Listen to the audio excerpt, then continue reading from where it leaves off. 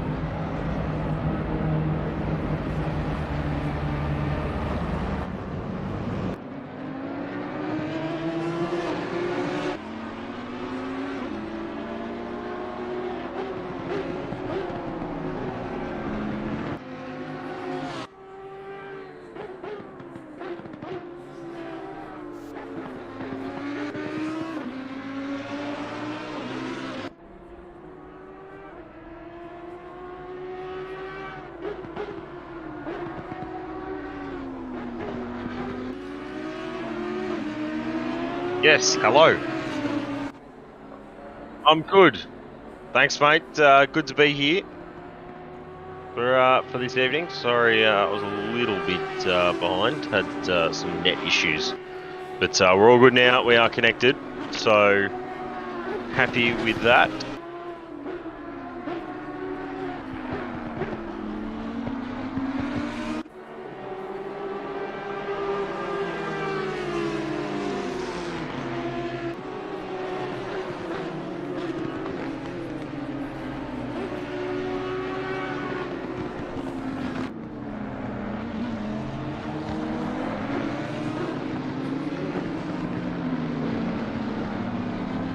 Sounds good. Let's jump on board with Shaw Madison, number 60, just coming through the last corner. I don't think your mic's been picked up either, by the way, in the stream, so you might have muted I think you might have your mic muted in Streamlabs. Don't have it on at the moment.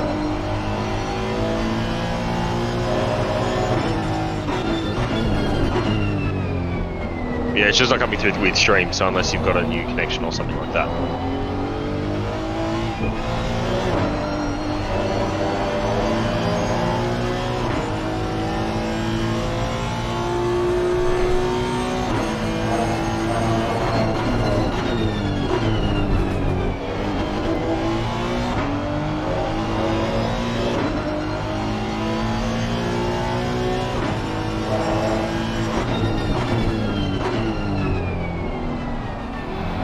Yeah, just try adding it again and making sure that you've got the right one. I think that might be the easiest way to do it.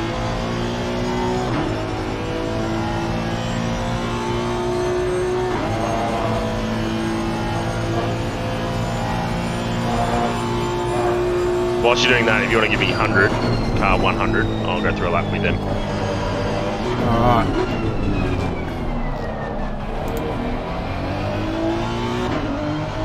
Uh, 100. Yep. Go for it. Here we go. So on board here with Paddy Oliver, coming through turn 2 now, and around. I had the corner names up just before. So he's just gone through around C Del Parco and now through Rio. Difficult corner, sort of double apex. You don't want to commit too much to the throttle coming through here, and then over the curbs up this second straight here. Braking about 100 and then down through the gears. The thing about Misano is to use all the curb you can. So there he just goes invalid, just runs a little bit too wide to the right of that curb. Stays middle of the track through the hairpin onto the back straight here. Very fast part of the track this. He will pull 6th gear. So there's 5th.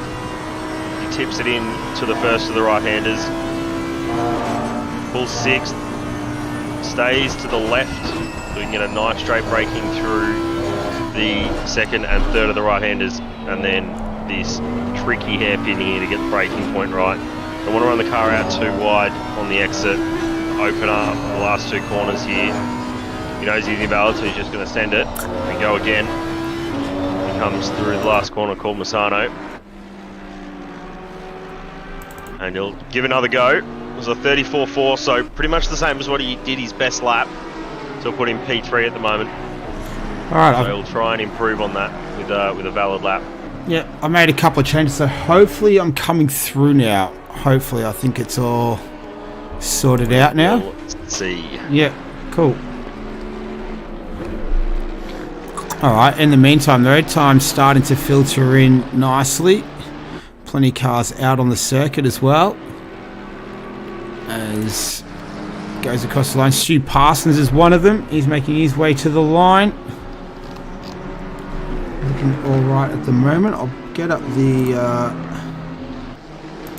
qualifying best gaps as well. Who else do we have out there?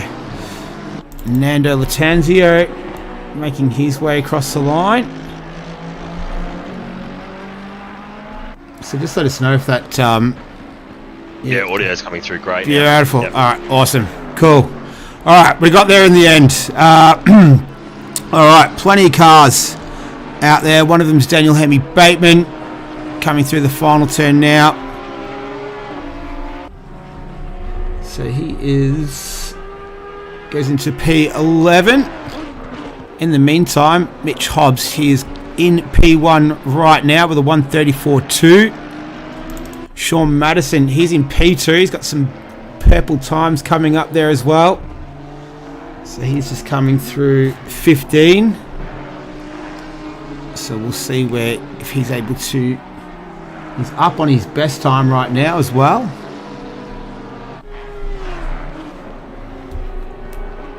He does improve by massive margin that. Yeah, so he's looking at 33.7. I'd say that's a very, very good lap time by Sean. He will keep pushing on though, try and get something a little better going for him. Just picking up Patrick Oliver. He's coming up towards turn 8, so he's currently P3 right now. Just having a look for where the other guys are as well. So Mitch Hobbs, he's out on track, but I think we can stick with this man here on screen, Patrick Oliver. Currently up on his best time right now as well by 3/10. So plenty of green out there on the leaderboard.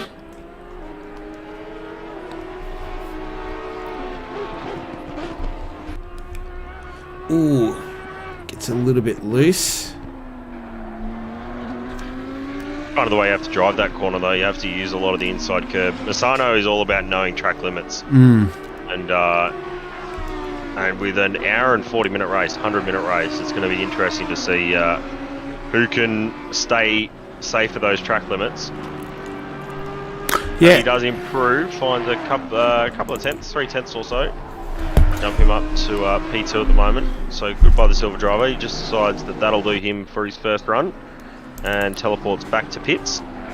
So we will see him back out again shortly.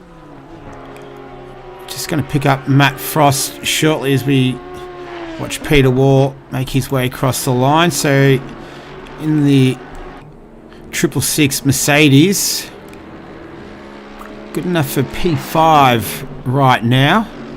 Who else is out there? Mitchell Weston. I've seen a couple of yellow flags next to his name already this evening, so might just be acclimatising himself nicely, getting used to the track. He's currently in P6 right now. Who else do we have out there? I think 311 was coming. Desman coming through there as well. And Herb Atron as well, so he'll be the next one across the line. So less than 6 minutes left. Sean Madison, Patrick Oliver, Mitch Hobbs, Mitchell Weston, James Pierre-Reid. That's your top 5. Matt Frost, Peter Wall, Paul Russell, Daniel Hammy Bateman, and Aaron Dennis in P10. That's our top 10 right now. Less than 5.5 minutes remaining. We're getting set for 100 minutes of Misano.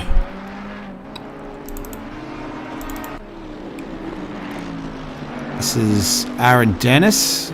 He's currently P10. Don't think this is a hot lap, so we might jump off him for now. Mitch Hobbs. He's a 10th up on his best time in the Audi. Sean Madison goes top of the times. What can Mitch Hobbs do here?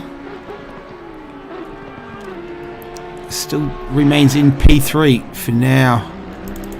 What about James Pierre Reid? Nah, he's just ducking off the side of the circuit there. Patrick Oliver, he's not on a hot lap by the looks of things. Daniel Hammy Bateman is though, so we'll pick him up.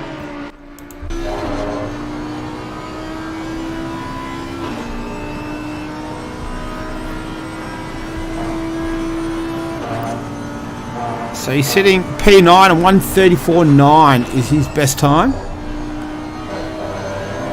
Runs a little deep.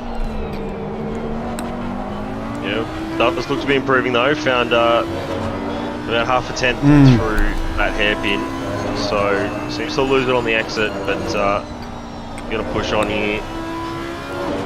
Yeah, finds that half a tenth back on the exit of that final corner, Misano. And does improve his time, but still stays in 9th place. Just looking at the other car coming across the line. This is Natanzio, but he is settling right down there. What about Mitchell Weston? Looks like he's just started a lap. Peter Wall was up. We might stick with Mitchell for a little bit in that Porsche. What do you think? Track limits might be a bit of an issue here. The Wacky Wednesday race last week, there was a few track limits violations, and you've pointed out a couple of times as well. I think it's probably one of the very few tracks on the game that you can that track limits often do play a bit of a part here. I think it's the track that has the most track limit penalties. I think I can't think of another track where the track penalties or the off-track penalties are so frequent for everyone. Knowing track limits around here is the most critical part of finding lap time. If you can't push the car and use track limits to your advantage, you're going to struggle throughout the entirety of the race.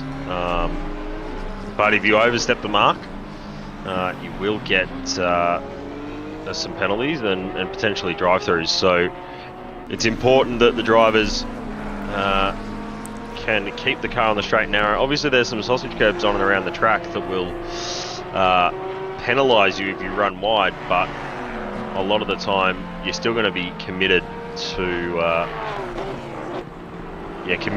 your line and committed to finding lap time by exploiting track limits.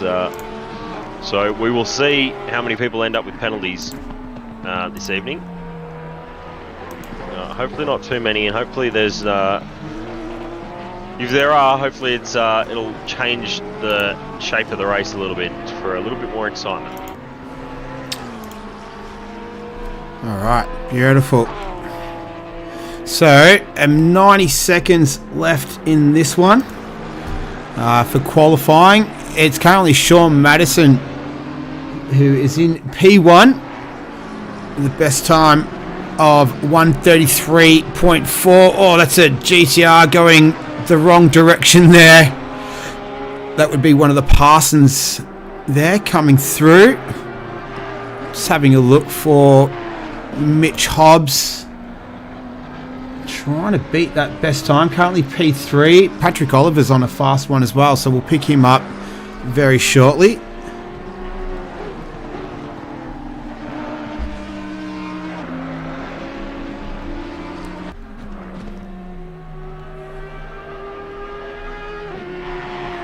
Yeah, Sean still has that 4/10 gap though, so I think he's pretty much wrapped up that pole position unless Paddy Oliver or even Hobbsy here can find something. Hobbsy's just started a lap here, coming through Rio and onto the back straight. Just having a look for who's out there as well. Sean Madison is currently on circuit, so we might stick with Mitch Hobbs for a little while longer. There's only 10 seconds remaining, so next time he crosses the line will be for the last time. A few cars making their way into the pit, so the track's slowly clearing. He's a 10th up right now. Patrick Oliver's out there, car 100, so he is... No, I think he's just pulled into the pits as well. He's teleported, so he's got... The Mitch Hobbs, he has to be 600ths or 700ths up on his current time. He's currently only those 200ths. So he's got a little bit of time to find through this last corner here. There you go, he finds a 10th on entry. It's going to be tight. It's going to be really tight whether he gets pole here. Ooh. Oh, sorry, P2, front row start. Gets the exit nice. Finds a 10th. This should put him up in a P2, and it does. Yeah. It does. He clears Paddy Oliver by about 500, so very tight indeed between Hobbsy and Paddy Oliver, both in those Evo 2 Audis. 5 Audis in the top 10, 2 Porsches, a Honda, a Lambo, and a Mercedes, and a Bentley in P11. Just to round out, it's quite a spread of manufacturers. Yeah, a lot of a big sort of gaggle from 8th to 11th, 8th to 10th there of Audis, but filling P2 and P3. But as a Honda, the sole Honda, up there in P3. So nice work there. Sorry, P1. Sorry, Sean Madison. So a time of 1:33.477.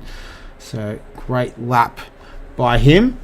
Mitch Hobbs, Patrick Oliver, Mitchell Weston up there in 4th, and Paul Russell in 5th. So the last two were Porsches, and the Lamborghini of James Pierre Reid with the cool livery as well on there. We'll have a bit more of a closer look at that tonight. Matt Frost, Peter Walt, Daniel Hemi Bateman, and we've also got Stephen Haycock there as well. That's your top 10. We've got 22 tonight for 100 minutes of Misano. So not too far away from getting it started. A cracking lap there, 1:33.4 from Sean Madison, Tom. Yeah, sort of to be expected though. We saw how quick he was last week at Snetterton, and sort of you don't expect too much different from Sean. He'll always commit to doing a good lap time, and yeah, he certainly deserves that pole position. Will be interesting to see how much of a fight Hobbsy can put up to him though, from P2, and who else can challenge for a podium spot. The Paddy Oliver is the silver class pole position, I suppose you could call it, tucked in behind Sean on the grid.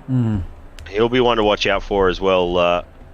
As long as none of these drivers get too many track limit penalties, we should be in for a good one.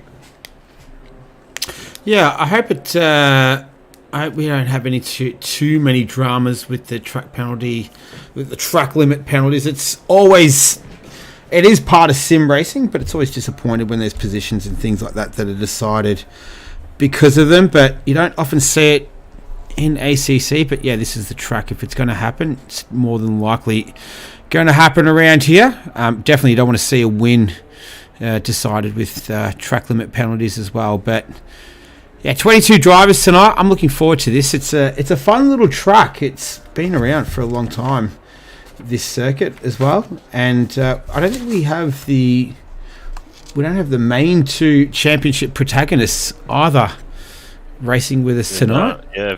No Philippa and no Andy. So yeah. I know exactly why Philippa isn't here. She was over at Silverstone for the Grand Prix over the weekend. So little jet setting trip away. Pretty good reason not to be here tonight. Yeah, I think we'll let that slide. I think so. That's fair enough. Yeah, I agree. Alright, so less than a minute from getting this one underway, so they'll all be just finishing off their last little settings and whatnot, making sure they've got the strategy all worked out. Just the one pit stop tonight, so no extra pit stops for the extra 40 minutes. But hopefully we get some good racing. We had some great racing last week as well around Snetterton, so hopefully we see a repeat of that this evening. And yeah, we'll be getting this one started very, very shortly. Lots of action will happen all the way to turn 1, 2, 3 at the start of this race. And I'm sure even with 22 cars on the grid, it's likely that there will be some carnage at the very start. It's very, very tight and very congested through a fairly high-speed chicane at the best of times, but especially with how committed you are through turn 1 and then braking for turn 2 so you can get the nice optimal run through turn 3, that'll really set the tone for this evening. Alright, cool. So they're just starting now to make their way off the grid. So Sean Madison will lead them away. Might put it in the old Harley cam there. So they'll all be warming their tyres and their brakes. Starting time, local time, is 7:25 PM. So it's at 2 times speed. So we should get darkness falling throughout this one as well. We should get some nice sunset shots as well. This game does that extraordinarily well, and yeah, the Wacky Wednesday race last week was really nice too. So it had some nice pictures. So hopefully we see the same this evening as they're all making their way now just up the straight past turn 7 into turn 8, Corsa, I believe it's called. A lot of the corner names are named after towns in the surrounding areas, designed to promote a bit of tourism in the area as well. So keeping the corner names local. I believe the track's open about 320 days a year, so plenty of use.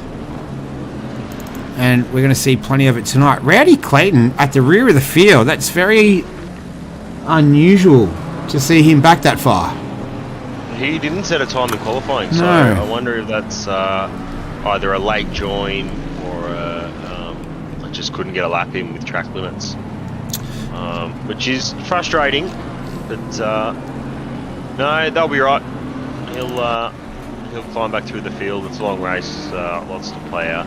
So yeah, I think it'll be fun watching him make his way from the back of the grid.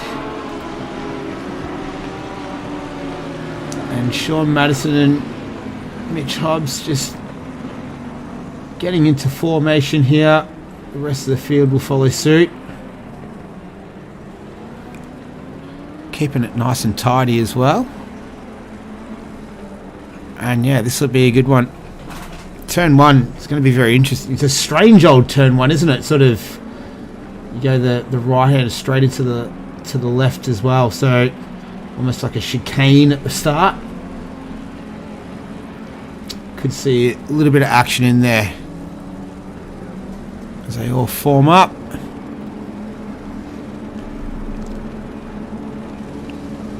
few little gaps, but that's all right. There it is. Oh, someone got a drive-through penalty there off the start. 176. I think that's Stu Parsons. We'll follow that as it progresses, but they've all filtered in through turn 1 and turn 2. No action yet. Sean Madison leading the way from Mitch Hobbs. Mitchell Weston's moved himself up into P3 already, so he's gained a spot. Paul Russell, he's tucked in there behind Patrick Oliver in 4th and 5th. But they've all managed to get through nice and cleanly. Phil Cryothius making a move on Aaron Dennis there as well. But at the front, Sean Madison leading the way in the Audi. And a nice clean start from everyone involved. So all 22 facing the right way. A little bit of contact in the back of the pack. I think that might have been... there was two McLarens that got into each other. I think it was Mac and maybe... might have been Scotland. Harley Scotland. Oh, Mac and Scotland. Yeah, Mac and Scotland. Yeah. Got into each other. Just at the braking... just at the mid-corner. So... I think one of them might have just slid a little bit deep, running a little bit hot, but hopefully not too much damage for either cars. Well, and yeah, yeah. Hugh Parsons will have to go and tour the pit lane in just a second for an out of position at the start.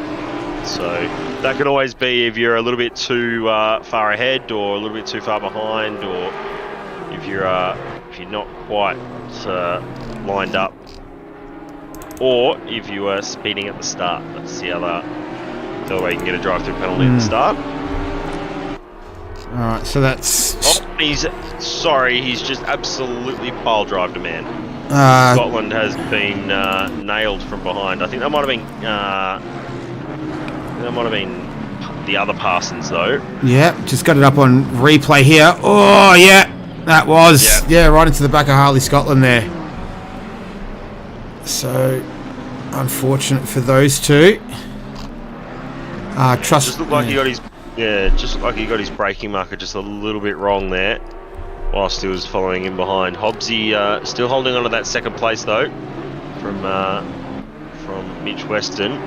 But Sean started to gap the field. 1.5 seconds already is the live gap. Cryotheus has had a bit of a moment.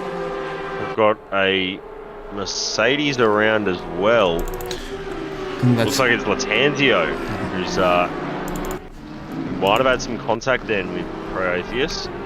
Just caught the replay on the end of it there, so I didn't see exactly what happened, but it did come up on the timing there. That was an incident between those two, so he'll have to regather himself. The trusted drivers panel might be a bit busy this week. Yeah, potentially. Mitch Hobbs has got Mitchell Weston behind him. Yeah, right under the rear wing of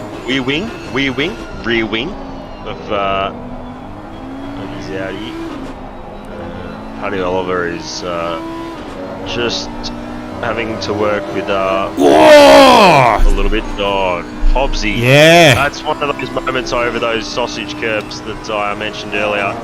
He has managed to hold on to the place. Mitch Weston did look for a little bit of a dive down the inside, but decided against it. So it's got a little bit of a run out the corner. The Porsche is very good out of corners, but the Audi has some very, very good acceleration at the moment. Yeah, it's a nice scrap though between them. This is brewing nicely. You got Paul Russell not far behind these two as well as Patrick Oliver. So they'll be hoping to take advantage of this. I think Harley Scotland wasn't in the pits. Stu Parsons has pitted.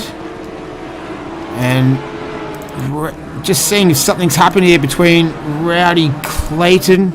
Looks like there's might have been a bit of contact. He's moving his way up into P12 right now. Just having a quick look here. There was some more contact afterwards. Just been watching the replay, but there's some contact at the end of this. Yeah. Just a little bit of contact. Just Cryotheus just a little bit wide, going through the exit of that second or that third right-hander on the back straight. We're just back at the front here. It's still Sean Madison. He's looking pretty comfortable right now. He's got a nice little almost 3-second gap between him and Mitch Hobbs, which Mitchell Weston is right behind there, so he'll be pouring that pressure on. You've got Patrick Oliver and Paul Russell in behind there. And it looks like Matt Frost was closing in on the back of the Lamborghini belonging to James Pierre Reid. As they make a good run out of that corner. That's a really, really good little switchback move. Trying to go side by side through here. Gets held up a little bit on the exit by that Lamborghini. Can't quite take all the run.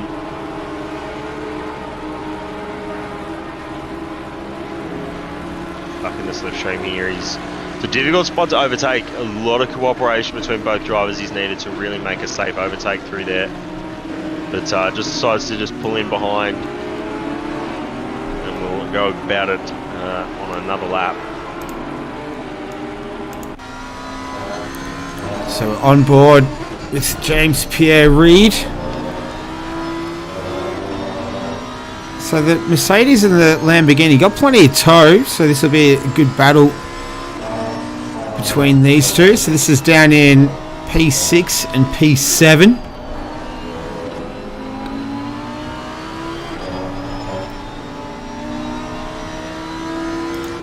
Let's see if you can get that Mercedes right up the back of the, just under that rear wing of the Lamborghini.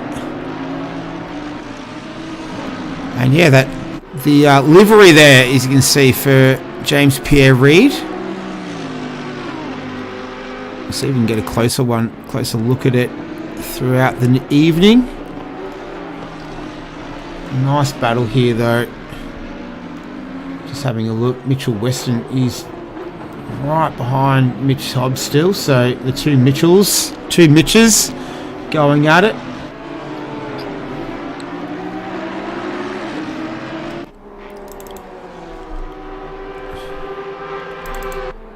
As we see a bit of a lap comparison there, so Mitch Hobbs has done the faster Mitchell Weston has done the faster lap of the two. Fast on that last lap, but only through that first sector was he that mighty, which is, I mean, it's one of the poor strength sectors really, is sort of acceleration whilst still turning and getting grip out of the, because these are some of the slower speed corners in the first sector that they'll have all night. So yeah, one of the Porsche strengths having the engine in the rear. But yeah, that Audi's still nice, still strong. Well, the Audi, it's a hard beast to tame, but once you do get the hang of it, it can be a very rewarding car. As we see Patrick Oliver just getting a little bit loose there behind these two. He's got Paul Russell for company, but still focusing our attention on this battle here. In the meantime, Rowdy Clayton has moved himself up into P11. So didn't set a time or came late, wasn't too sure, but he started in P22. He's already cleared 11 cars up into P11, so we'll keep an eye out for him charging through the pack right now. So he has Stephen Haycock as his next cab off the rank there, and I think he's about to get past him right now. There he does. So he takes another position up into the top 10 now. A 134.425. That's his best time. Comparing that to the fastest lap of the race, a 134.417 belonging to Sean Madison. So he's definitely got the pace. He'll be looking to He's just not in the right position. He's just too far back to really... based on the times that we saw in free practice, which aren't entirely indicative given they were done, free practice in the sim was at 9 PM. He would have been near as much makes no difference, just about on pole. So we know what sort of times he can do, but he's just in the wrong spot. Just not setting a lap in qualifying just really hurt him. Saw Mitch Hobbs there run a little bit wide and have to take over those sausage curbs again. So the pressure from Mitch behind is increasing ever so much. Obviously, he's just feeling the effects of it at the moment. So we're hoping that he can keep pushing on, make something of this battle a little bit more intense, even though it is the closest battle we have on track at the moment. Just down at the 2/10 mark at the moment. There's a couple other battles that are a little bit close as well, but not as close as these two right now. As we see the sparks coming from the rear of that Audi of Mitch Hobbs. James Pierre Reid might have just had a little bit of a moment there. He still has Matt Frost behind him in the Mercedes. They've got Daniel Hemi Bateman just making his way ever closer. And Mitch Hobbs, as he had a little moment as well.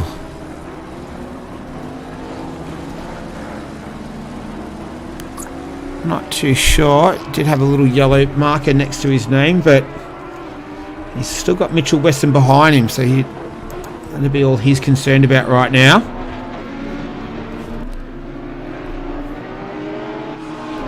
But we've been going for 12 minutes, and Sean Madison, he's still pulling out a bit of a gap. He's 4.4 seconds now, the difference between him and these two guys here.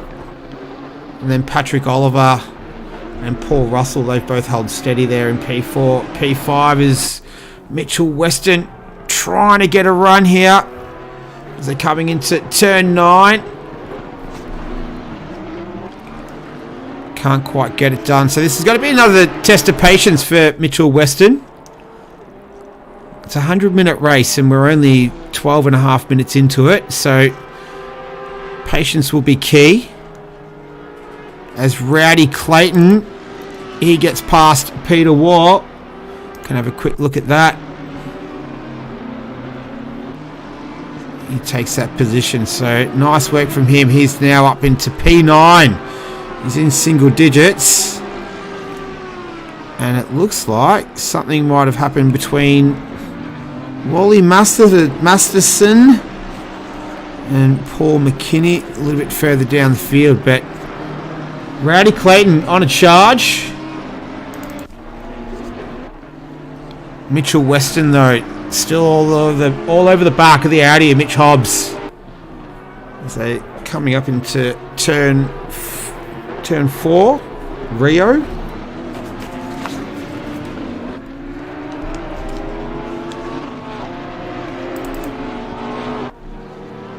So that last lap there, Mitchell Weston, a 1:35.1 to a 1:35.385 to Mitchell Weston.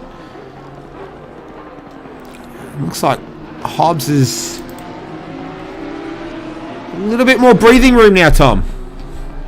Just a little bit, yeah. Just opened up that gap to about 7 or 8 tenths. So, wonder if Wheezy's just starting to just cool off the tyres a little bit, and we'll have another go in a little bit. But the battle between Oliver and Russell has certainly closed up here. That's now the tightest battle we've got. And James Pierre Reid's coming right into that, dragging Frost and Hemi Bateman along, and Clayton's gonna challenge for the podium here later on in this race. I think that's an absolute given. So we will watch with interest to see how that goes. Paul Russell there, very strong on the brakes. Second to last corner. Difficult one. You want to be fully committed on the throttle. Just don't want to end up with your wheels too far off the curb.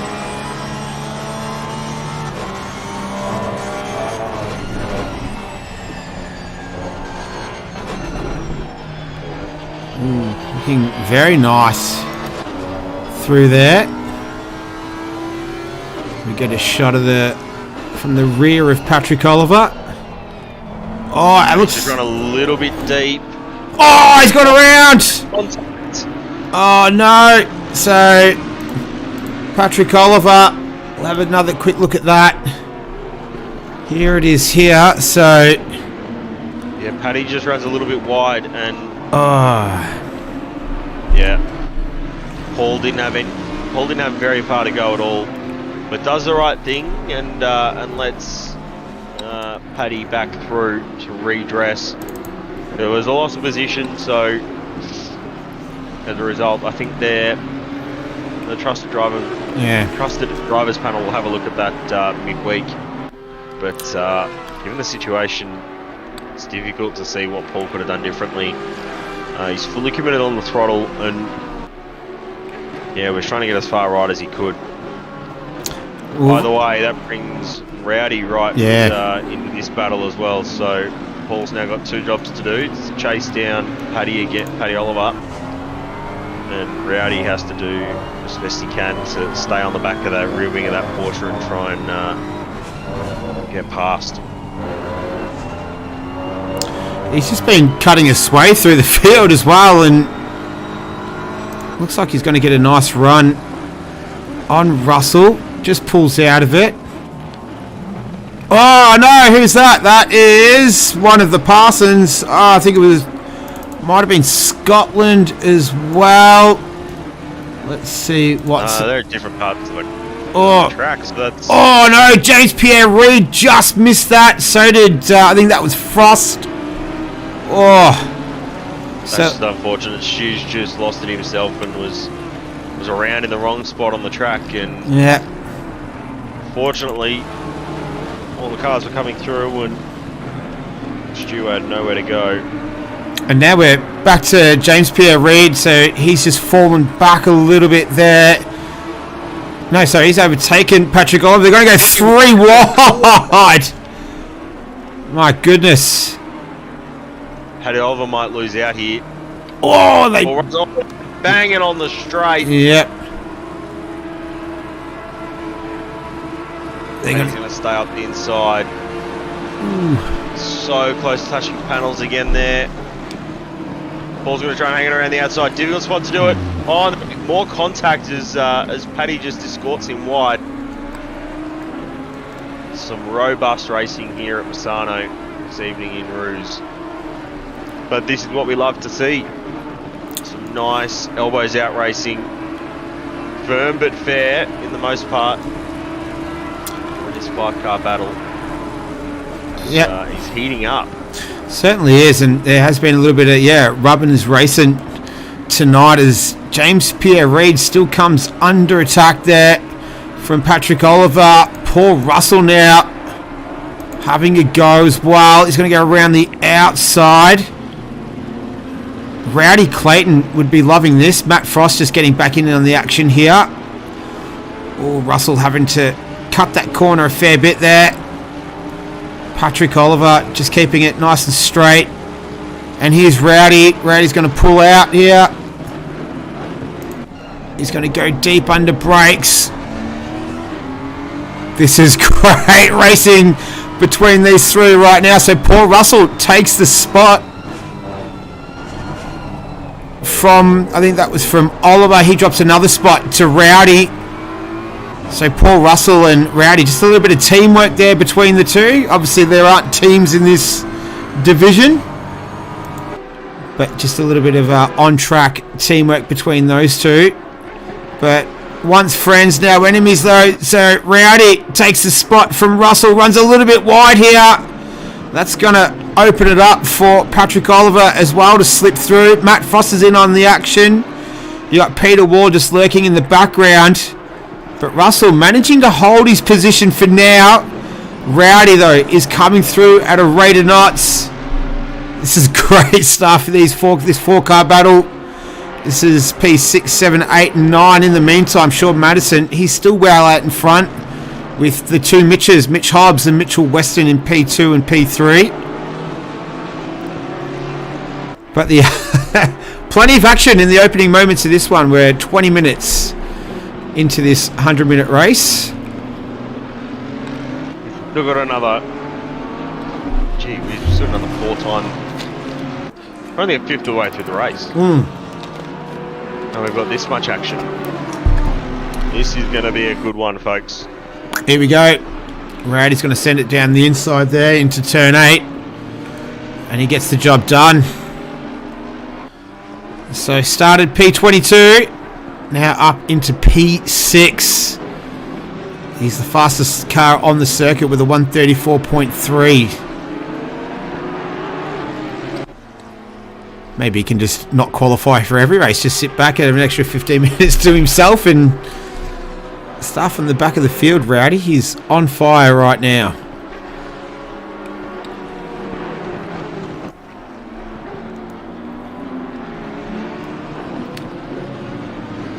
Just scanning the field. Mitchell Weston, the gap between him and Mitch Hobbs, it's tightened up a little bit more, but we've seen it about that for most of this one. But the action's all been with this 4-car battle. It's kind of settled down a little bit there. Matt Frost has kept himself in P9 there in the 666 Mercedes. So we hoping to work his way forward. Might just have a look at position deltas. So Mitchell Weston's up 1, Hammy Bateman up 5, but 16 spots to Rowdy Clayton. Started P22 last, P6 with plenty of time left in this one, as Patrick Oliver almost making a bit of contact with Paul Russell, the rear of the Porsche.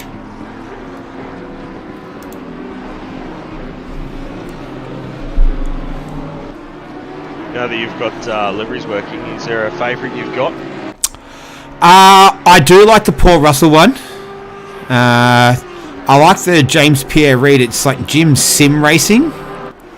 We'll see if we can get the camera on there. There you go, Jim's Racing. I like it. I'm digging it. Bit of creativity there. But yeah, for my favourite, I can't go past Paul Russell. It's very eye-catching. A lot of time and effort looks like it's gone into that one. What about yourself? Sean Madison's is quite nice up there in P1. I don't mind his, and Paddy Oliver's as well with that bit of a Dragon Ball Z inspired livery. Lots going on, but quite well done. Yeah, well, you can put them. Good. They'd both get up there on the podium, I reckon. Paul Russell and Patrick Oliver. That one's obviously a lot of time and effort has gone into that one too. So obviously coming from console, where the liveries aren't as extensive, this is very refreshing from my perspective, I have to say. So thoroughly enjoying it so far.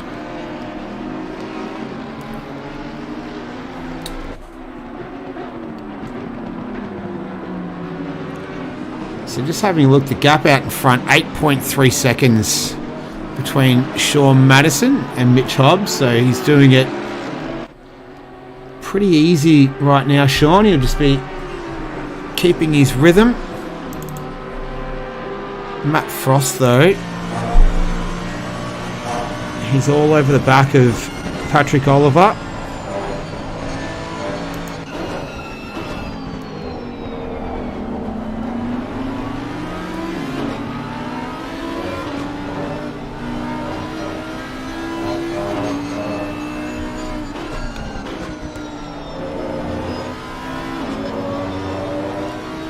Obviously a mid-engine versus a front-engine car, so that mid-engines and rear engines tending to be a little bit more advantageous around this track. Although we do have a couple of long straights. Who was that in the background? I think that might have been a car just getting out of the way. It looked like a McLaren. So I don't think that was for position.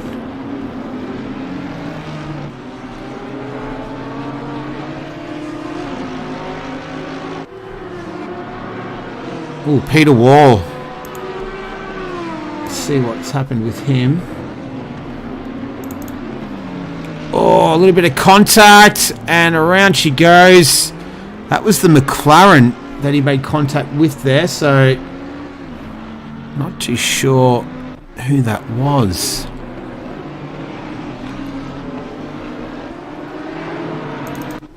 Oh, here we go. So Hobbs and Weston, they've swapped positions, and Mitchell has managed to get P2 away from Mitch Hobbs. So I wonder if he made a little bit of a mistake. See if I can pick it up on the replay. No, I've got there too late. So obviously Hobbs has made a mistake somewhere and has opened up the door for Weston to walk right through. So Mitchell Weston now occupying P1. Mitch Hobbs in P3 there. So those two have swapped. So we get back to... No, so Hobbs didn't make a mistake.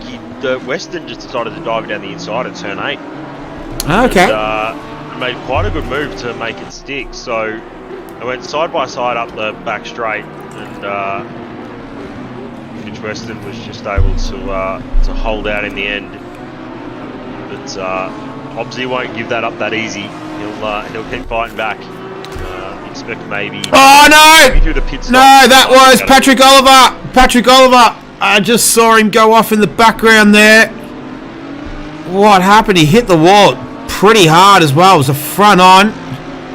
Oh, he's lost it over the curbs. And that was it for him. So that was a pretty big hit. You talked about the curbs earlier, Tom, and they've claimed a victim. You can see extensive damage there to the front of the Audi. So he's going to fall down the field. He will need a pit for that, most certainly. And that could cost a fair bit of time.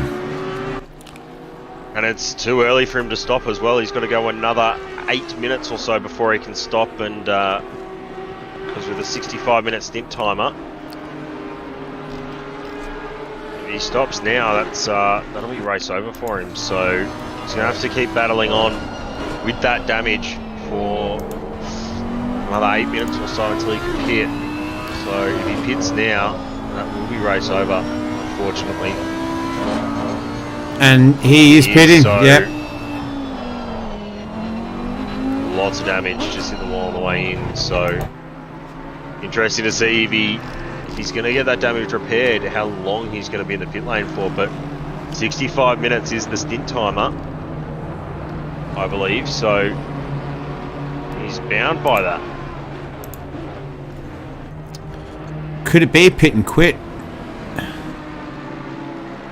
Oh, we don't have that for anyone. No, definitely not. So, alright, well, we'll leave him there for now. Keep an eye on the pit stops as well. But yeah, he's got plenty of damage to repair. In the meantime, Western and Hobbs, they continue to go at it. But Paul Russell, he's tucked in behind the Lamborghini of James Pierre Reid. Rowdy Clayton, he's moved himself up into P5. He's all over the back of Hemi Bateman as we speak. So Rowdy started P22 as we've said. Up there in P5 in the BMW. Gone through the field like a hot knife through butter. And it looks like he's about to get his next victim, which is Daniel Hemi Bateman.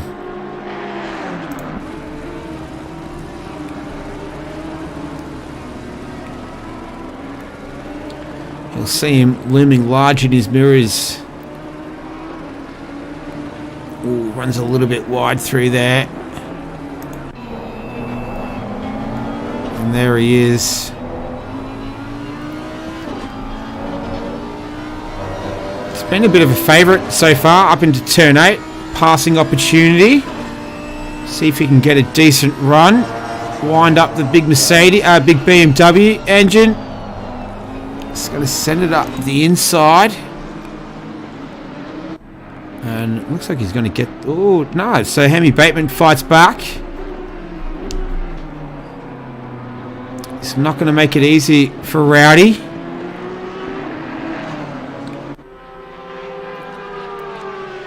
It's a good little scrap here.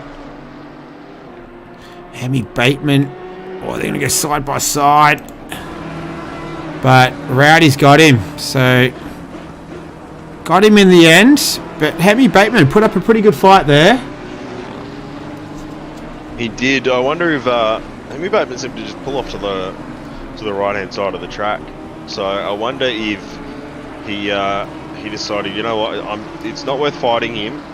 I'm well in advance of anywhere where I need to be in terms of my performance during this race. So and his class. So for him to get a class win, that'll probably be his main goal. I think in the driver's briefing they said indicators were optional. If you want to use an indicator, you can. Talked about redressing as well, as we saw that earlier on. So no indicators on that one, but it is a personal choice. As that's a GTR Nissan, so I think that's one of the Parsons. And 176. Speaking of the Parsons, that's Stu Parsons, stationary.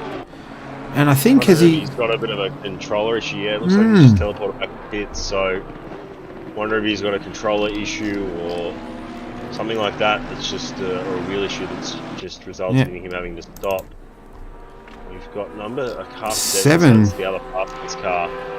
He's also teleported back to pits. So, I'm curious to see maybe whether that's a network issue then, and whether they're both racing the same place, because they're both just disappeared from the server. So I wonder if that's what's happened there, is they've had some sort of network issue, or possibly had to immediately leave the race. Well, what's affected one's affected the other. So I'd say you're probably on the right track there. As we're looking at, this is Pierre Reid and Frost.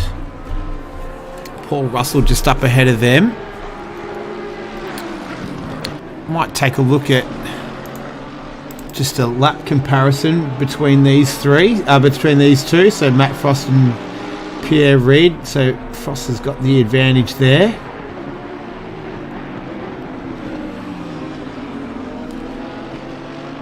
So this is going to be a bit of an effort here for Reid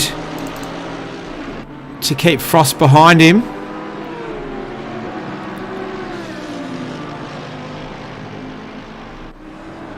So local time 8:35, hour and 7 minutes still left. So plenty of time left in this one. When are you thinking pit stops? At the end of the 65-minute mark remaining, or a little bit further? Yeah, I think we're probably going to see pit stops in the next 2 or 3 laps. That's when we should start to see pit stops as part of hitting off a mandatory pit stop. If you're doing only the 1 stop, which it has to be the strategy. There's no way that you can make 2 stops work in ACC with the tyres. Doesn't really invoke a 2-stop strategy. You're not really going to make up 30 seconds. Again, just based on your tyre life, there's no dual compounds or anything like we see in Formula 1 or some other categories. So they're stuck with the one type of tyre compound. We probably call it DHE, it's their endurance tyre. But yeah, should start seeing some pit stops in the next, I'd say probably the 5 minutes. But if you're going to evenly strategize it out, doing an even strategy, you're probably looking 50 minutes to go, so another 15 minutes until we start to see some pit stops. Alright, well, we'll keep our eyes peeled. In the meantime, though, Matt Frost is starting to put a bit more pressure here on the Lamborghini of Pierre Reid. They're down here in 7th and 8th. We saw that Frost has got the pace advantage right now on the Lamborghini driver of Pierre Reid.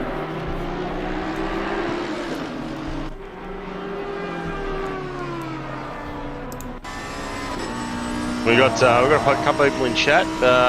Peach is in there. Odin wants a word about track limits. I'd agree. I haven't driven Cody yet, but I hear there are some nasty sausage curbs that are quite a deterrent for track limits. But as we saw over the weekend, I'm going to say I'm not a huge fan of the sausage curb. I think they can be dangerous. Well, we saw it, what was it, the F2 race, I think. Yeah, the F2 race, I think.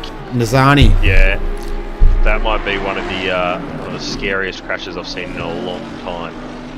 It was, well, I think... In junior formula, obviously, you can't go past Joe's crash this morning in the start of that Formula 1 race, which was an absolute cracker, can I just say.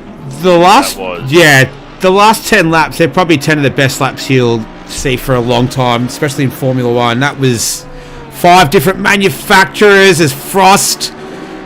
We saw, I think it was Paddy Oliver earlier on come unstuck there, so almost the same fate for the Mercedes driver, the 666, Matt Frost.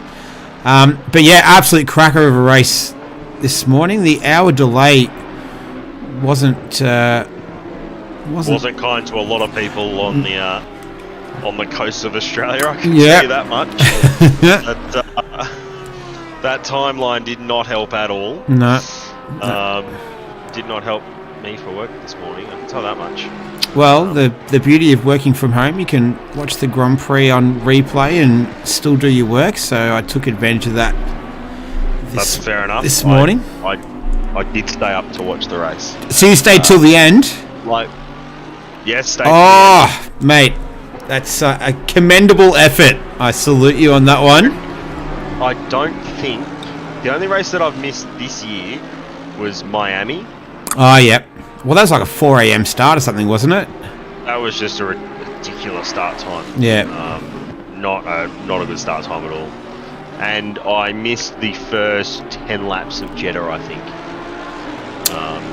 Because again, that was at an even more ridiculous time. I think that was even earlier, like about 3 a.m.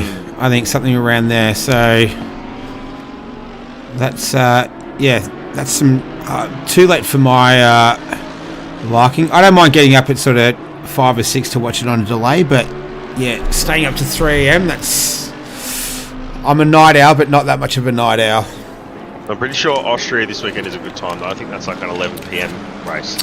Yeah, it's a sprint race, I think, this week. Yeah, so we'll have Saturday night and Sunday. Saturday, I think, will probably be like a 12:30 start or something like that. I'll have another look at the start times. But anyway, back to sausage curbs. Yeah. The sausage curbs that they've got here are much nicer, being given that they are just like the old speed hump rather than a big concrete sausage curb that seems to cause some issues. And that was... You see a Lamborghini and a Mercedes getting very, very close here. Yep. Across the James Pierre Reed. They're still going at it. One of the closest battles on track. We've got Haycock and Mann back there in 10th and 11th battling out for that top 10 position at the moment. We've got a couple of cars in pits. Masterson and Scotland are in. So Scotland's already served a stop, but that was for damage. So he is in there at the moment to serve his actual official mandatory stop, I suppose you could call it. And Ross gets a good run out of the last corner. He's alongside Just. He's going to hang it around the outside. That's a brave move. Does keep the car there. James Pierre Reid gives him enough space. They're still side by side as they come down to Rio. Still side by side. Oh no! A late lunge from Frost there. Still giving each other ample racing room. Frost will... We'll just pick it up on the replay. So we'll just see if we can have a better look at it here. And there's the contact. Yeah. Yeah. I'm sorry, I'm watching the wrong stream. I'm watching the YouTube stream. And, sorry. Oh dear, and there was some contact and whatever happened, and there you go, that's that. Anyway, moving on. Alright, so they've addressed that issue. So P7 now belonging to Matt Frost, James Pierre Reid in P7. In the meantime, out in front, it's still Sean Madison, 8.4 seconds ahead of Mitchell Weston, Mitch Hobbs, Rowdy Clayton up there in P4. He's 1.5 seconds now behind Mitch Hobbs. And then Daniel Heavy Bateman having a good race up there in P5. Just have a look at the position deltas as well. So, as we can see, Rowdy Clayton, 18 spots he's gone up by. Patrick Oliver, dropped all the way down into 19, so losing 16 spots from where he started. So it's a tale of two stories right there. Yeah, and you can see that he didn't tick off a mandatory stop, so he knows that he still has to do a tyre change. I think that's the requirement. Yeah, fuel is optional, I believe, but tyres are required from the driver's briefing, I do believe. Happy to be corrected, though. But Pierre Reid and Frost still the two of the closest cars. We might have a look down in P15. We've got Paul McPhinney. Paul McAllifinney. I'm not too sure how to pronounce that name. If you do, McElhenney. Yeah, there you go. And James Mack. Paul, if you're watching this back, we are sorry for yes. your name. Please come and tell us that we did that wrong. We'll continue to call you Paul McElhenney. Yeah, Tom, you did a much better job already. Clayton is in the pits, so saw his name dropping down there. So that makes sense there. Yeah, he's probably one of the earliest of our leading runners. Well, he's the earliest of our leading runners to stop.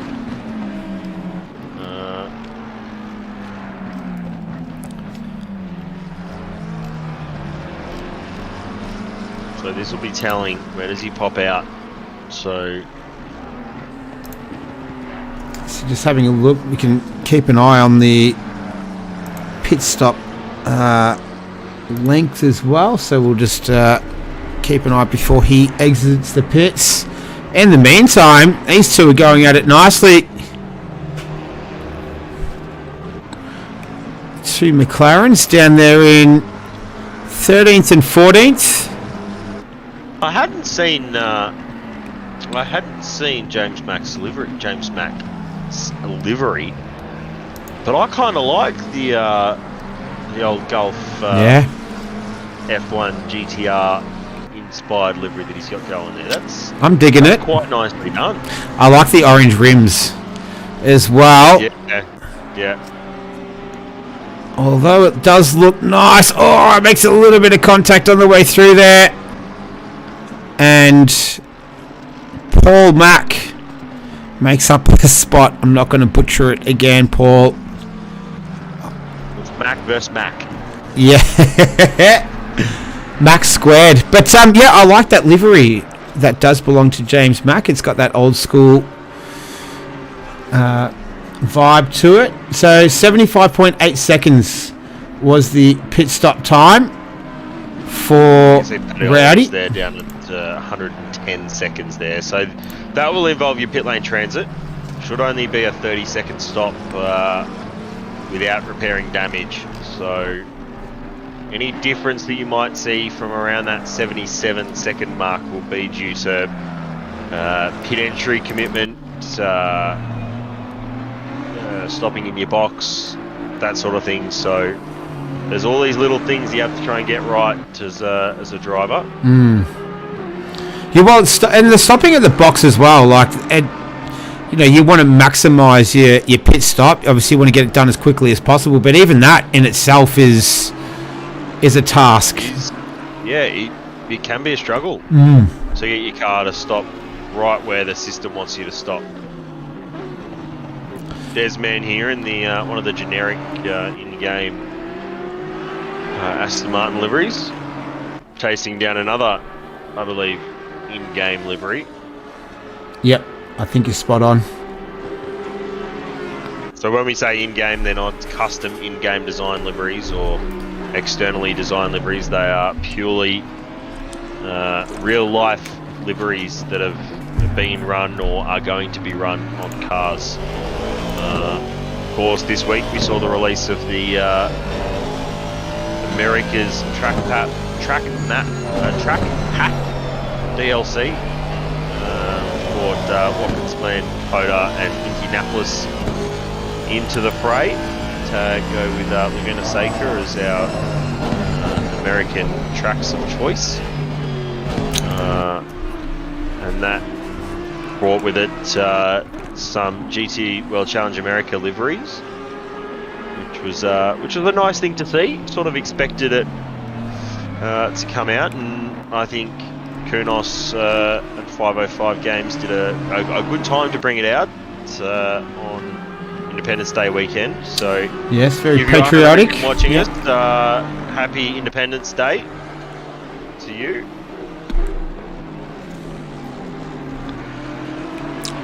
Lots of flags, fireworks, food. July 4th in America. As we're just watching these two here. So this battle here is simmered down a little bit.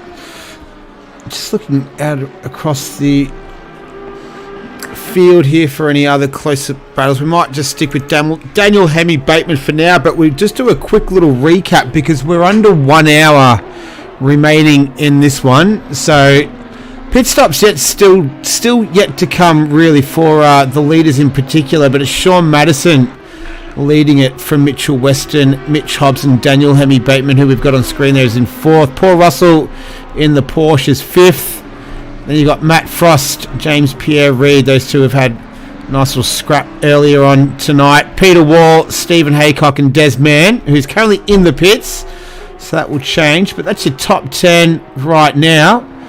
Sean Madison there doing it pretty comfortably right now. Almost a 10-second gap. As Des Mann and Nando Latenzio swap positions due to Des Mann being in the pits, and Herb Atron makes his way in there as well. So we're starting to see a few more cars now making their way into the pits. The driver's stint limit has now expired, and that does free these guys up to make their way into the pits. So as we see the Aston Martin taking off there. So one car enters, one car leaves. And well, the stint limit hasn't expired yet, but this is about the time you'd expect people who are doing an even strategy on their tyres and on their fuel. So you'll end up with a car that's fairly similar to what you started with, albeit might have had to adjust some pressures given that the temperature is going to start coming down now. We're at 9:06 p.m. in sim. So headlights are certainly taking their effect now. That changes things up a little bit. Just keeping my eye on Rowdy Clayton down in 12th at the moment. Had a little bit of traffic, and that might be hampering a little bit of his progress through the field at the moment. But that'll start to come back to him as people make pit stops and whatnot. So I think he's still pushing for a podium. Actually saw it was a 77-second pit stop for him. So he's looking for the move here on Paul. Just going to go with that, because otherwise we're going to continue to butcher his name, and we're going to end up with clips of how many times we butchered his name, and a very angry DM. I expect that from you, Paul. Please send us angry DMs for pronouncing your name wrong. All in jest, of course. Of course. We recognise that we're probably going to say it wrong. We probably just mispronounced everyone's name in this field at the moment. Hey, I reckon we're going a little bit better than that. We're doing a little bit better than that, I reckon, at the moment.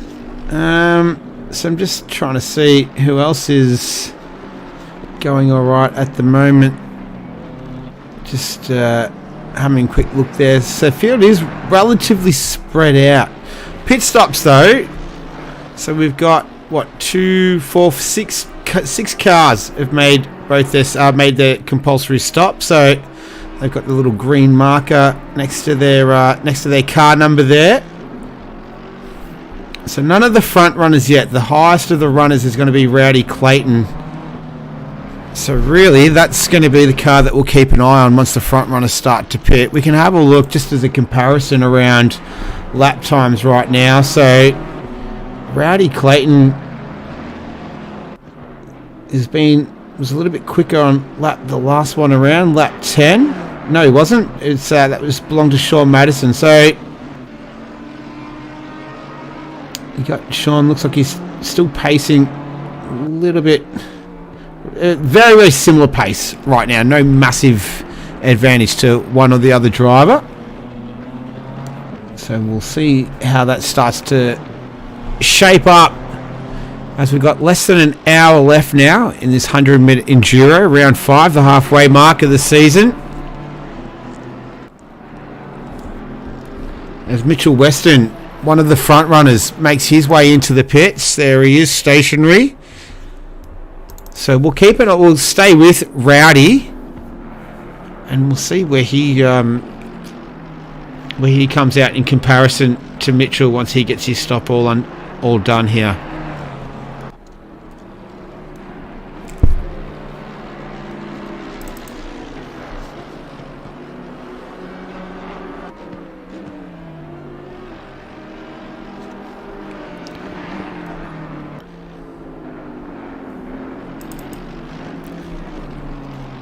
Mitchell still stationary. There he goes. He's moving now, but it is quite a long pit lane.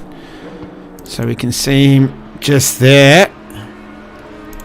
Rowdy coming through the final turn now. So obviously got 2 turns to navigate here, Rowdy. There's Mitchell getting up to speed now. And does that relatively comfortable. Still, he's up there in contention now, though. Rowdy Clayton starting from P22 on the grid. Is currently running P10. And in a great spot with his pit stop cleared.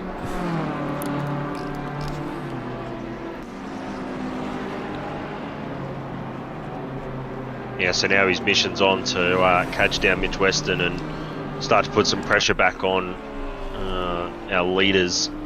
Another 2 cars in the pits here. Frost is in. Pierre Reed's in. Tanzio and Mac are all in together. So this Frost and Reed battle is going to be nice and tight on pit lane. We've already got our first drive through for track limits.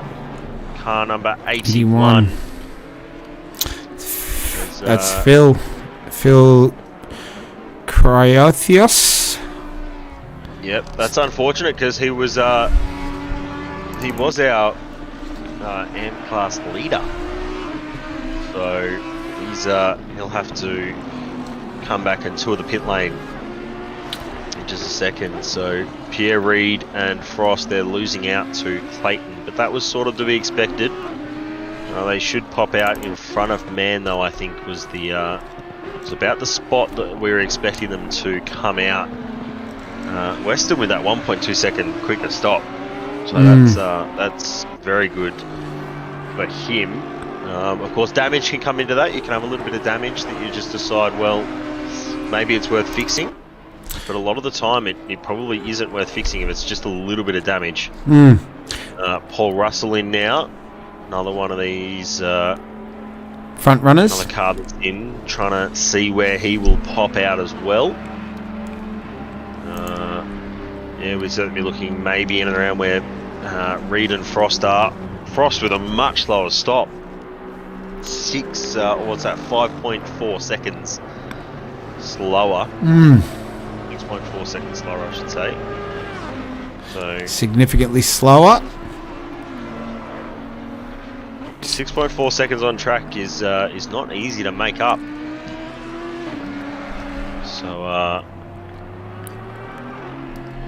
So we got Paul Russell in the pits. Stephen Haycock has just pitted as well. So Mitchell, Weston and Rowdy will be making their way around very shortly. So we'll keep an eye on Paul Russell.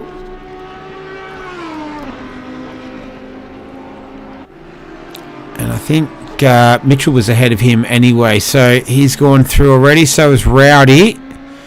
James Pierre Reed, he has pitted. Yeah. Paul Russell just exiting, getting going now. So will Pierre Reid be able to maybe snatch a position here? There's Paul Russell. No, definitely not. So James Pierre Reid, he'll remain down there in 8th right now. But not too many left now to pit. One of them is this man out on track. We've barely seen him, so might give him a little bit of screen time. This is Sean Madison, our race leader in the Honda. Yeah, so he's got, what's that, just under 9 minutes to pit, or to come into the pit lane. So as soon as you cross the pit entry line, or the pit speed limit line, that's when your stint timer will stop counting down. So, and if you exceed your stint timer, it's a drive through. So I'll just take note, 74.6 seconds and 75.8 for Weston and Clayton. So once the top 4 guys start pitting as well, we'll see what their pit stop times are like as well, as Peter Waugh makes his way in. But yeah, this man here, Sean Madison, still waiting for him to pit, but he's got an 18-second lead over Mitch Hobbs and Daniel Hemi Bateman. But both of those drivers are still yet to pit as he begins another lap of the Misano circuit. Just under. Even with a slow stop, Sean should still hold on to that position.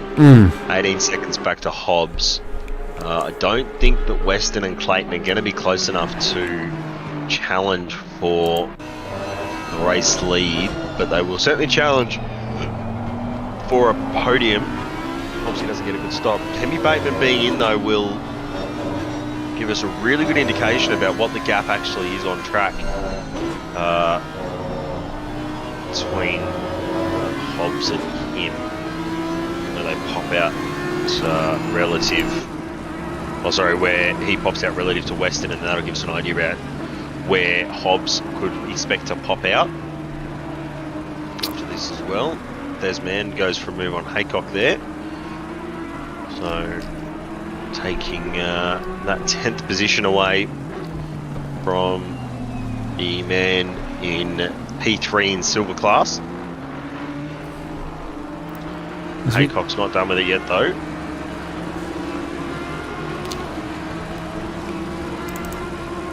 So he'll give. Hemi Bateman's rolling down pit lane now. Clayton and Weston have both gone past him, so Weston will take P3 after that. And I think Russell will go through as well. He does. Don't think James Pierre Reid. No, he was way too far back. So Hemi Bateman's going to come out P6. I think he'll be happy with that right now. Mitch Hobbs, he's in the pits. So we'll keep an eye on the time for him as well. But he's currently pitting in from P2. And that will just leave Patrick Oliver and Sean Madison to make their stops. And this man... Oliver can go right up until, I think we worked out it was about 7 or 8 minutes left in the race as the latest he can stop. But that would end up doing almost an hour and a half on a set of tyres. So that's that won't be ideal for him. So I'd be expecting him in probably in the next 10 minutes or so, because that'll give him about 70 minutes on a set of tyres, which is sort of what you'd expect in an endurance race. Normally you get about 70 minutes out of a tank. Misano is one of the higher fuel consumption circuits that we go to in terms of time per tank.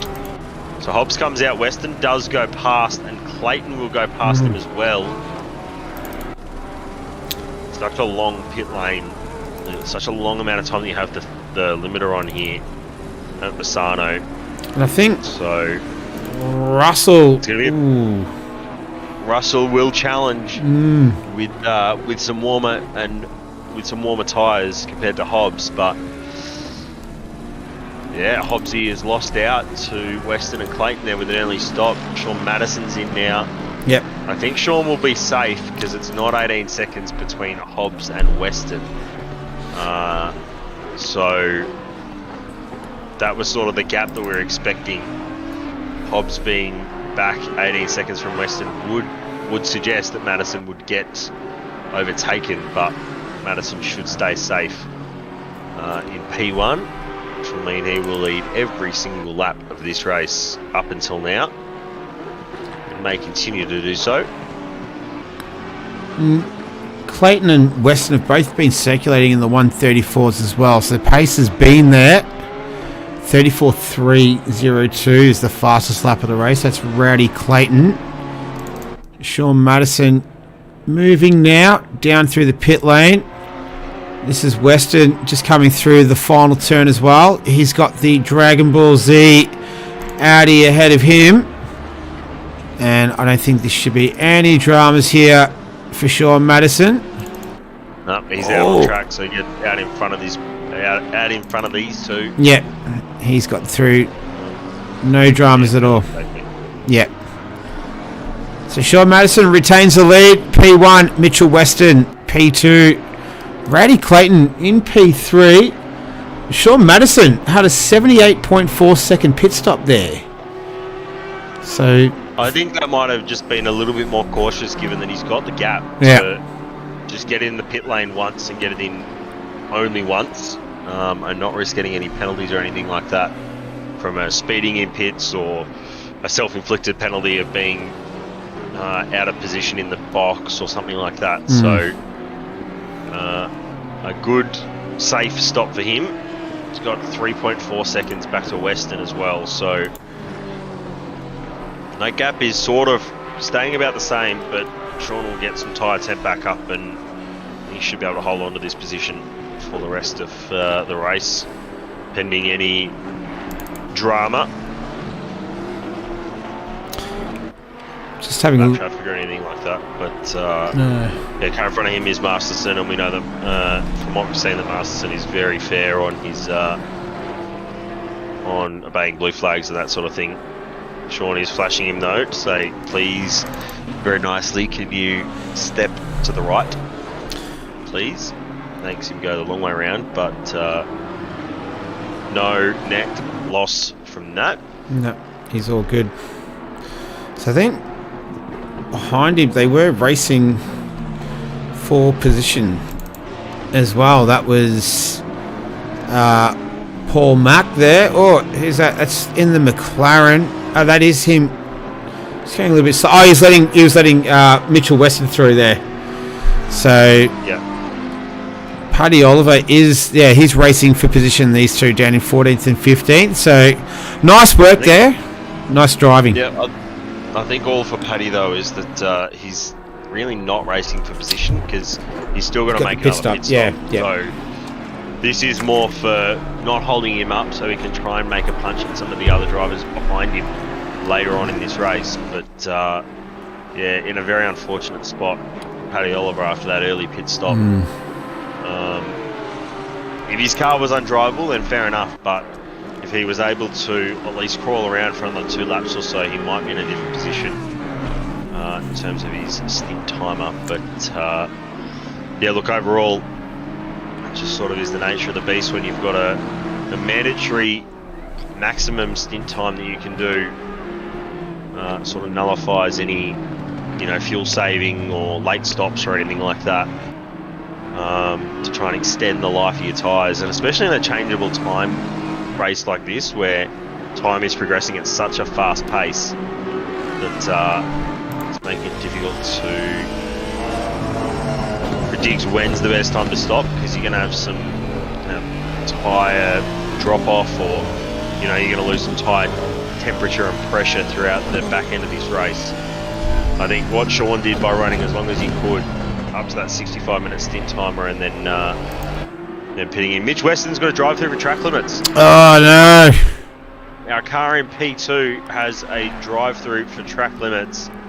He's been super committed to try and get these moves done and to try and make up some time to to Sean. Yeah, talking about being fully committed, Stephen Haycock was there. So he moves himself up into P10, one of the silver drivers, currently, I think, in third in class right now. So that was a great move on Des Man. But yeah, this man here, Mitchell Weston, cops the track limits.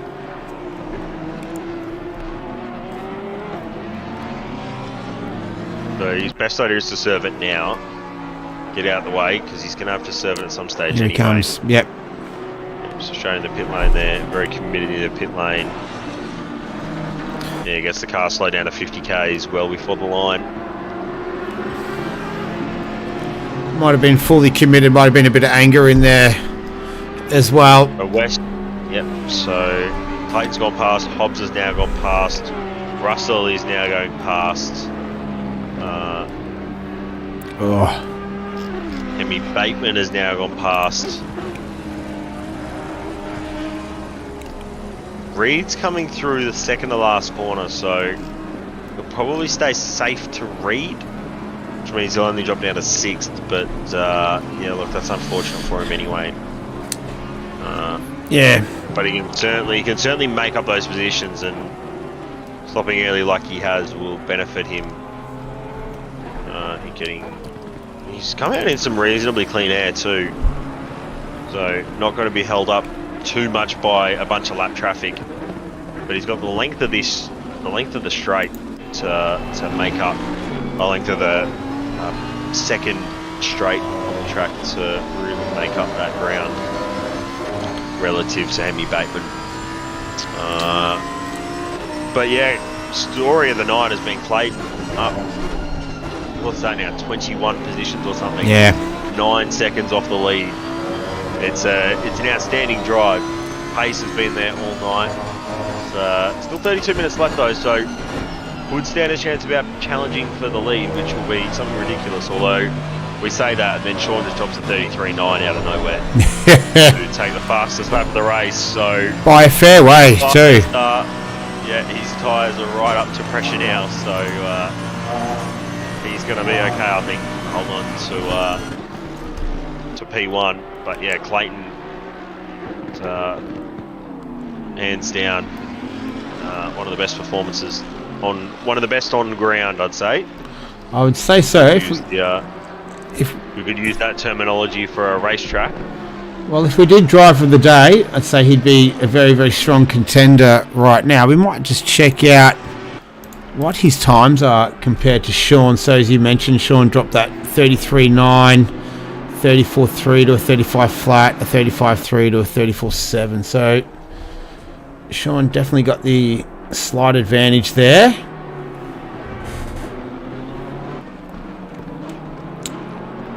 Should be feeling relatively comfortable. Yeah, I think throughout this race, it's always been a question of how high can Rowdy climb.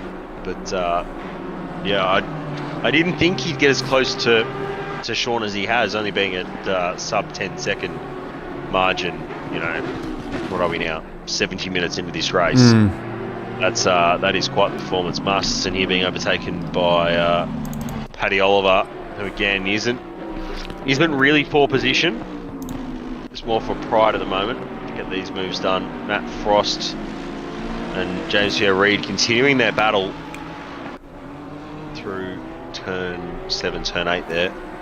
Yeah, just a replay there of the move that Matt Frost put on James Pierre-Reid as we come back to live action. So he's moved himself up into P7. You'd be pretty happy with that. Just have a quick look at the position deltas again after it's all sort of been mapped out. He hasn't moved, Matt Frost. He's P7. That's where he started. That's where he currently is right now. But as mentioned, Rowdy Clayton up 20 spots. So he's hunting down Sean Madison with a tick under 30 minutes remaining in this one, round 5 of RaceOnOz, the PC League. It's been a good one. It's been we've had some nice overtakes, plenty of on-track action as well. But Sean Madison has certainly been the class of the field though tonight. Started in on pole. Pretty much hasn't moved from the P1 position. He's been quite dominant. 33.9 is the fastest lap of the race belonging to him. Rowdy Clayton P2, Mitch Hobbs 3rd, 4th Paul Russell, and then 5th is Daniel Hemi Bateman. He's done well. I haven't seen too much of him racing before, but looks like a really solid contributor, Daniel Hemi Bateman. So doing well there in P5 in the Audi. As we go have a look at Paul Mack again. He's in the action, so every chance to butcher his name again. He's got Wally Masterson just ahead of him. Oh, he's got Paul Russell just coming through, so would have had some blue flags waving, no doubt. And he's just dropped back a little bit further, so he'll have to regather himself.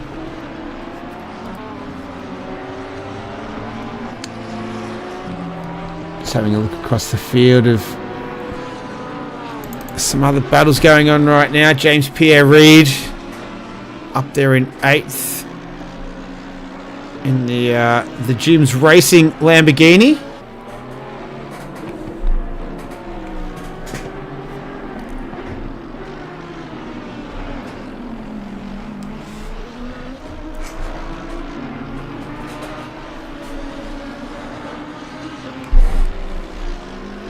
But it's all quiet on the Western Front right now. Race is just petering along.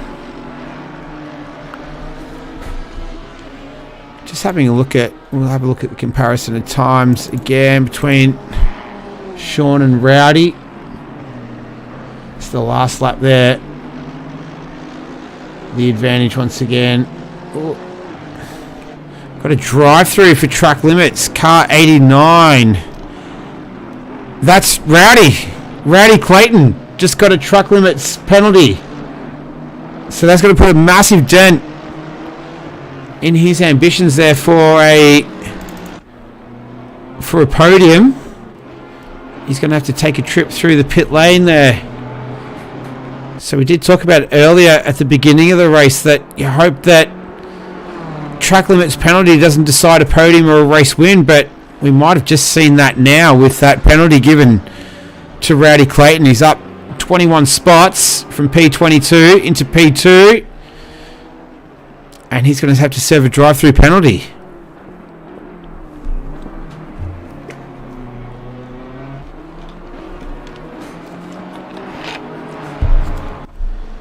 I think we might have lost Tom. I'm not too sure.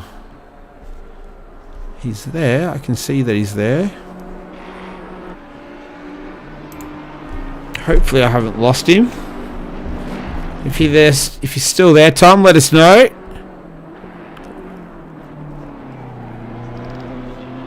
In the meantime, yeah, Rowdy's going to have to serve this drive-through penalty. We'll see if he comes in now, get it over and done with, and he does. All right, so that opens up the door for plenty of the others to come through. This is Mitch Hobbs making his way through now. Paul Russell following very closely. Daniel Hemi Bateman. Maybe Mitchell Weston might get a spot here as well. There's Rowdy. So Mitchell just coming through the final turn now. Not too sure what's happened to Tom. Here comes Mitchell. There he is. So he goes through. So it looks like Rowdy's going to drop down into P6. Don't think Matt Frost is going to be able to challenge in there. And there it is. So Rowdy right behind Mitchell Weston is occupying P5 after having same fate, dropping him out of podium contention. Paul Russell has been the big beneficiary though, up into P3, and now Mitchell Weston's going to have it all to do to keep this man behind him Hopefully Tom comes back.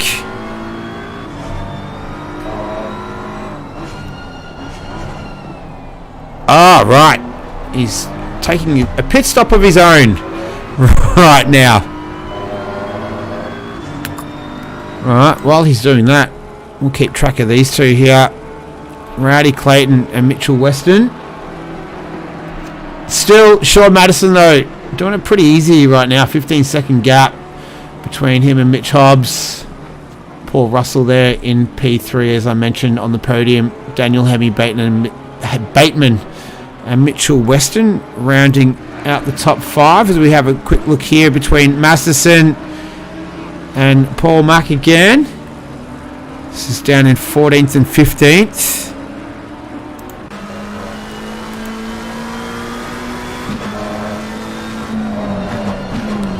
Right on board here. As we can see, night has fallen, so 10:02 local time in the game.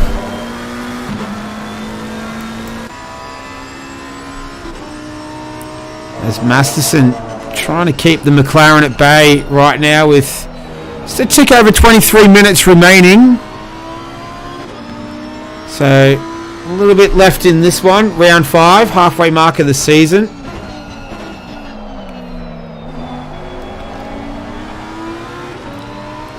We'll go back to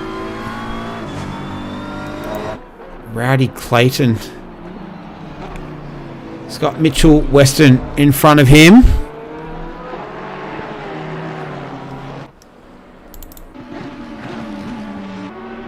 Is he able to get this move done here? Paul back on Masterson. Oh, almost contact from the 222. Just avoids it.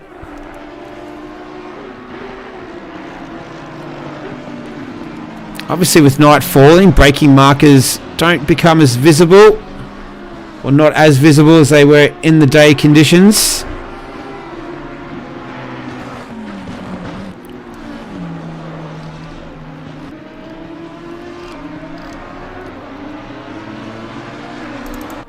And here's these two again. Rowdy. A little lap comparison here between these two. The last 3 laps. Obviously, Rowdy having to serve his drive through. Oh, might have been a little bit of contact here. As it still goes on side by side as they hurdle into turn 8. And looks like Masterson has managed to get the Lamborghini through into P14. So nice work from him.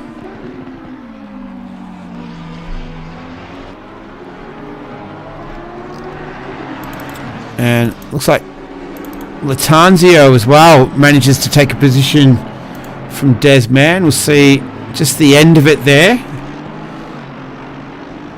I think that was through turn... No, it's just onto the front straight there. So coming through 13, 14, 15. So Latanzio moves himself up into P11. Trying to get himself onto the podium for the silver class. Currently P4 right now.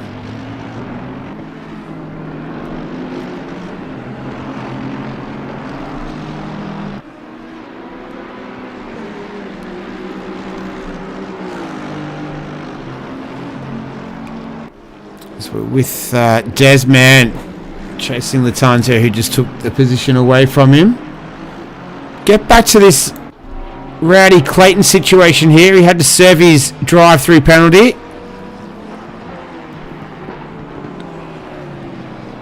Giving chase to Mitchell Weston, who served his just a couple of laps beforehand. Mitchell's managing to stay in front of the hard-charging BMW. Saw Rowdy begin the race in P22.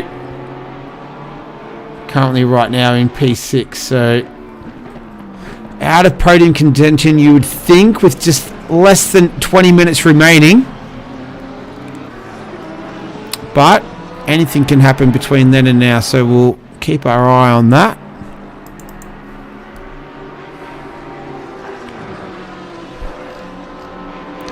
As Herbatron, or Herbatron, I'm not too sure how you pronounce it. See if we can catch anything here. Oh, I just had a little bit of an off there. That's Latanzio coming through, but I don't think that's for position.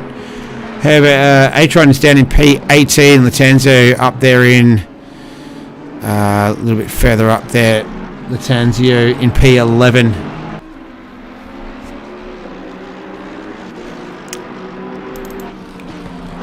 Masterson closing the gap again on Paul Mack. Those two have been scrapping it out for a little while now. And the gap between Clayton and Weston is less than a second. You can see the visual of what that looks like on the track. As we go. Back. Are you back, Tom? All right, we got you. Yeah. You missed a bit of action. Did Clayton serve a drive-through? Yes. Well, there you go. Track limits. As we said, pushing as hard as you can around here is the aim. Exploiting. You find a lot of lap time by running right to the edge with your track limits. And unfortunately, that's brought about the end of Clayton's podium contention, I would say. 18 minutes left. I don't think that he's going to make up the almost 20 seconds to Paul Russell, especially not with Weston in the way. Now this is a very defending for some solid points in P5. Yeah, I was going to say it's a very precarious position for Weston to be in because he had the Lamborghini and the McLaren. They were fighting it out for themselves. Oh, Rowdy makes a bit of contact with the Lamborghini. I believe that belonged to Masterson there. So, no harm, no foul. We'll have a quick little look at that again. As there, bang, a little bit of Morse code for get out of my way. I'm coming through. I'm chasing that Porsche that you just let through. Let me through as well. And he has. So, lost a little bit of time there between him and Weston as we're back live. And he's got the McLaren belonging to Paul Mack in front of him there. So, hopefully that McLaren gets out of the way a little bit quicker and lets Rowdy through, and he'll continue his chase for the rabbit. That is the Porsche belonging to Mitchell Weston, and he does just that. Nice work, nice good driving. Saw the blue flags, gets out of the way, and lets these boys on their way.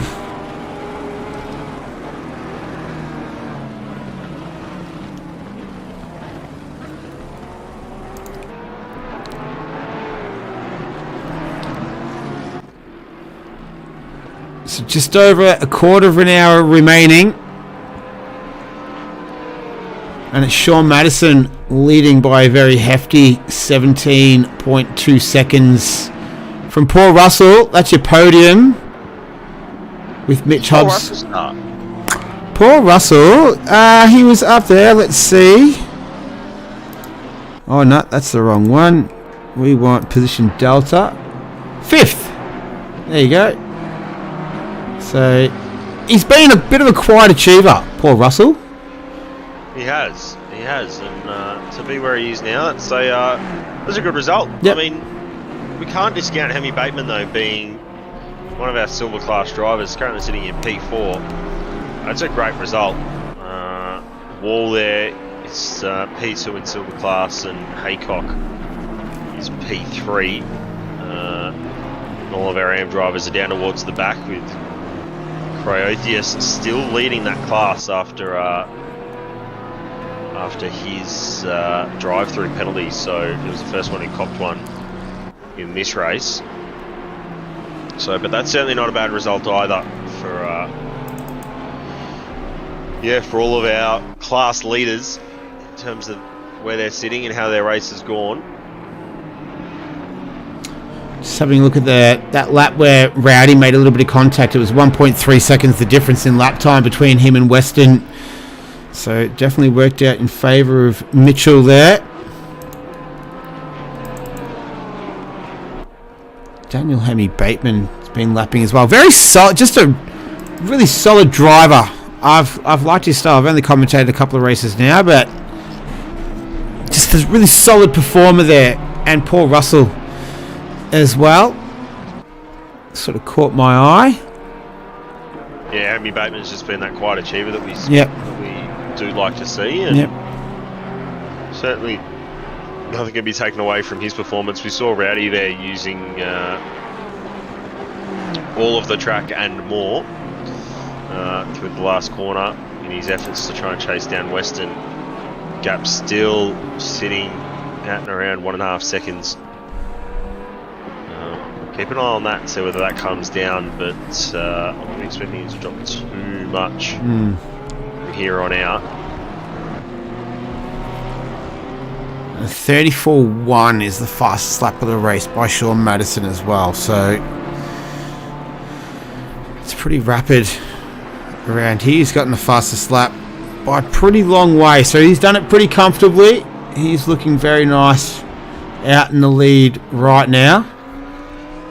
So watching Rowdy Clayton, he was the biggest mover for a long time. He was up there in podium contention, but obviously that drive through for track limits brought all of that undone.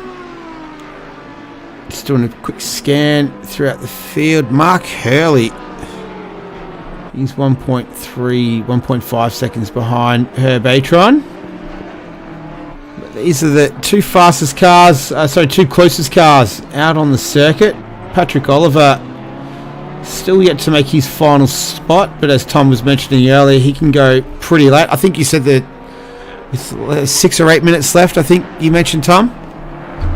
Yeah, I think that's when he can hold on to stop again. But yeah, as I said, that would end up being 90 minutes on a set of tyres, and that's quite a long way. So he is making some ground, but I wouldn't say he's making ground substantially quick enough to really net himself a good position in this race.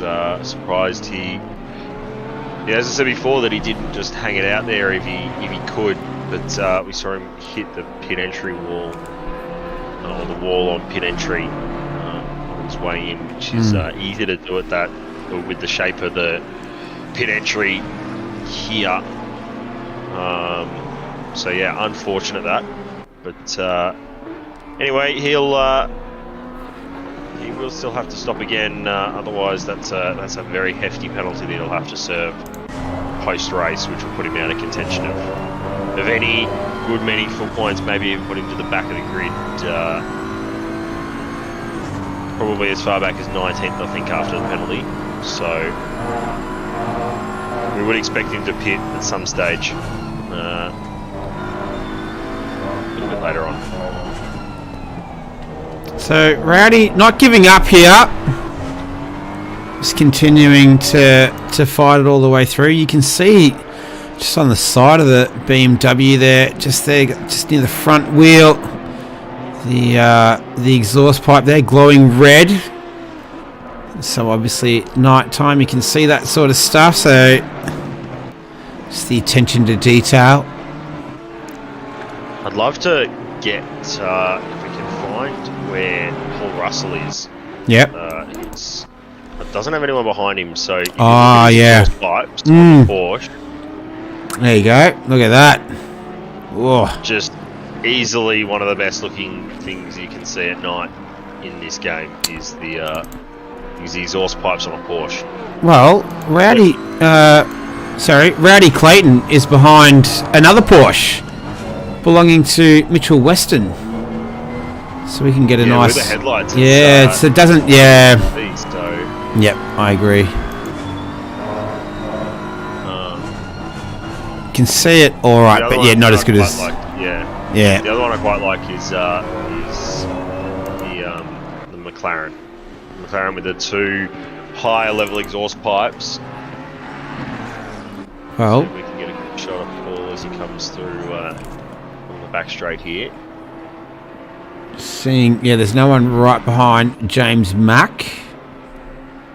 So Paul's going to be it for now. Should see it here. Oh yeah. Oh, just cut away. I should see it here though as he comes through this corner. Yeah, look at that. There we go. Ooh, Yeah. so nice. Wally Masterson, I think he was just slowing down for a faster car coming through there. So we're in the final 10 minutes of this one.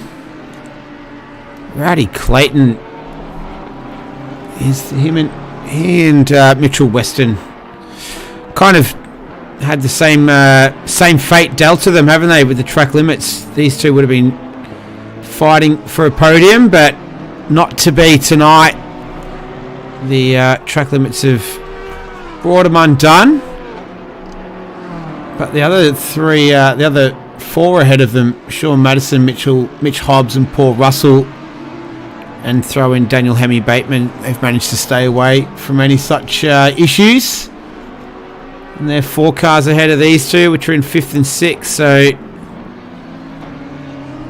this one coming to a close.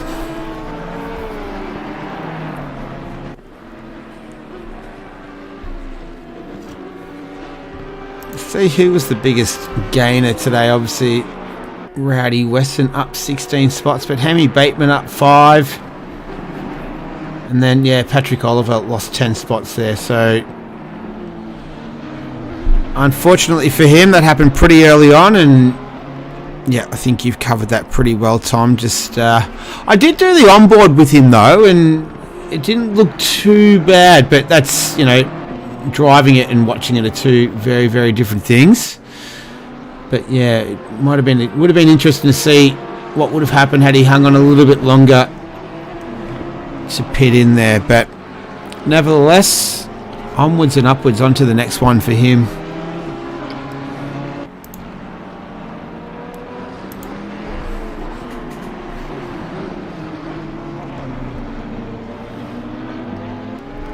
But I'm sure Rowdy will try and chase Mitchell to the very end. Just having a look at manufacturers. So a couple of Audis up there in the top 4. The sole Honda in P1.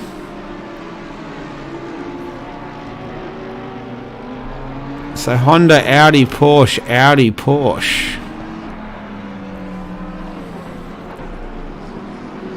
First front engine car there belongs to the BMW of Rowdy, and then followed by Matt Frost.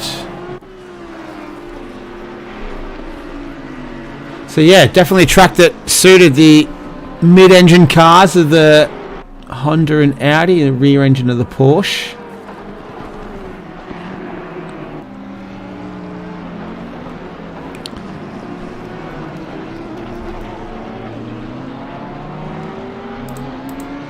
Have a look at the lap comparisons again. Rowdy a little bit quicker, but not really enough to make much of a difference for him to try and get past Mitchell Weston, who won't want to give it up without a fight anyway.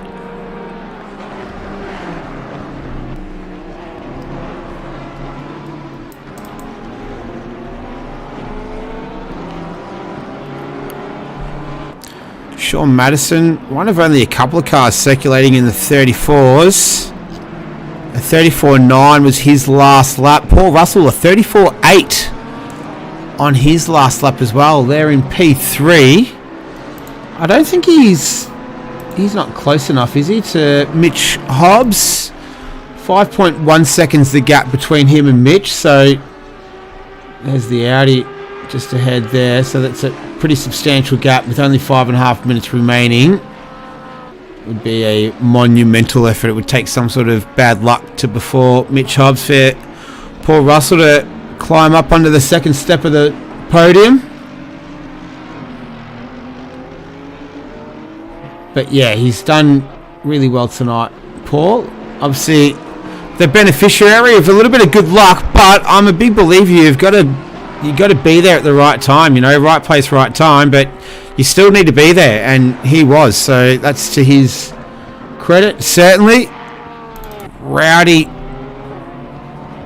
closing the gap ever so slightly between him and Weston, so less than 5 minutes remaining. Can the BMW hunt down the Porsche belonging to Mitchell Weston? Top 5 sounds a little bit better than top 6, I reckon.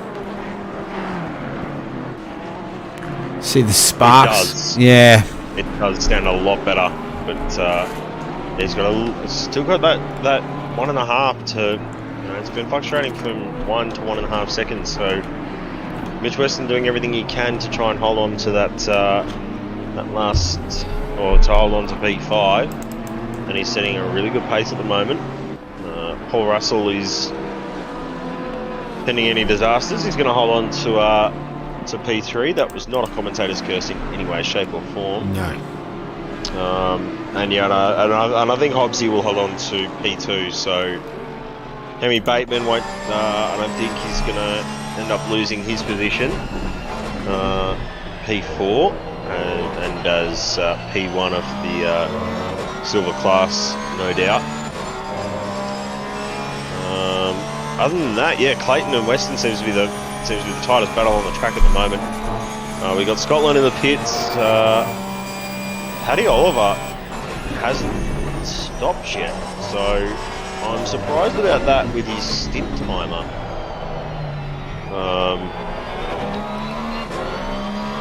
As to when he's going to pick, because it's going to have to be soon. So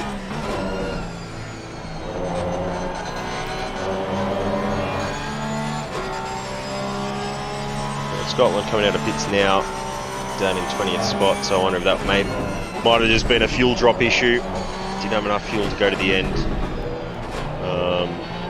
So that'll be 3 stops, I think, for Scotland in the end, after all of this has played out.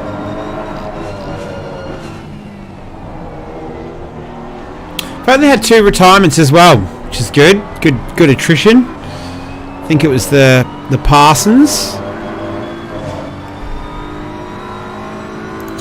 Oh, here goes Rowdy, so he's not going to give this up without a fight. So we go to the helicopter cam. Mitchell is going to have a bit of work to do to hold on to this P5 here. Rowdy all over the back of that Porsche now. We're going to have 2 laps remaining now, so yeah, Sean Madison is going through turn 3 now, so we're going to have this one plus 1 more. So these guys, I'll have 2 more opportunities. Rowdy's just going to send it up the inside at the end of the back straight. Mitch Weston isn't going to let him have it. Does run wide and will have to pull in behind. And Hemi Bateman has got a drive-through penalty. Oh, no! Oh, that is... Yeah. What Hemi Bateman will do, and it will be smart to do it given the penalty that you're going to have for not serving a drive-through, is he's just going to have to push on and not serve it. Yeah, just get it cop there. Was it like, is it automatic 30-second penalty, I think, if you don't serve it? I'm not sure what it is at this track, but some tracks are different to others in terms of the penalty you get at the end. So for him, smarter to just stay out. 141 has now got to drive through as track limits as well. So that's Scotland at the back of the grid. So yeah, as long as he stays out, that won't make any difference to his race result in the end. Herbertron just had a really good run out of that corner and almost put it up the rear of Clayton there, which would have thrown some things around. And there's the Madison started the final lap as well. So Mitch, 2.5 tenths behind. Don't know if he can do the same thing as what Clayton did to him. No, he's not close enough. He's gonna have 1 more lap to try and get a move done. Ooh. Just right up behind the rear wing.